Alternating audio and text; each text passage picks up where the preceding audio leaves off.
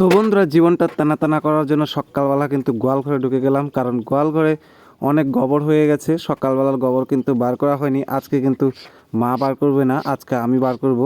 আর দেখো, দুটো গরুর গোবর কিন্তু দু ডালি করে হয়, একবার কিন্তু ডালিতে ভরে নিয়ে বেরোবো তা কিন্তু আমার হবে না।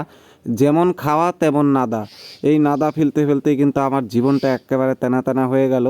কারণ এত গোবর, আবার বাইরেও কিন্তু গোবর আরও এক ডালি হবে, মানে তিন ডালি করে প্রায় সকালবেলায় কিন্তু গোবর হয়। গোয়ালঘর থেকে দু ডালি, বাইরে কিন্তু গোড়া থেকে কিন্তু এক ডালি। এইরকম কিন্তু প্রত্যেক দিন এরকম কাচারি কাচতে হবে।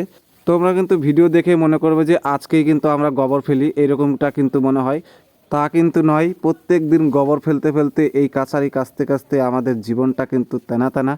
কারণ প্রত্যেক দিন গোবর ফেলতেই হবে, প্রত্যেক দিন গরু যখন খাই প্রত্যেক দিন নাদা তো হবেই।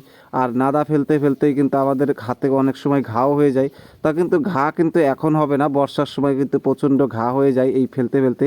আর এই গোবর ফেলতে ফেলতে কত যে লেজের বাড়ি খেতে হয়, একেবারে উঠতি বয়সে ফুর্তি কমিয়ে দেবে। লেজের বাড়ির যদি একবার চোখে লাগে তাহলে কিন্তু সারা দিনটাই কিন্তু বেকার। এবার কিন্তু আমি বাইরেটা ঝাড় দিয়ে দিব ঝকঝকা করে, যা কোনো রকম ঝাড় দিব, ঝাড় তো দেওয়া যাবে না ভালো করে, কারণ গরু এক পাও নড়বে না। এখন এখন দেওয়া হয়েছে মাসকলাই ভুসি।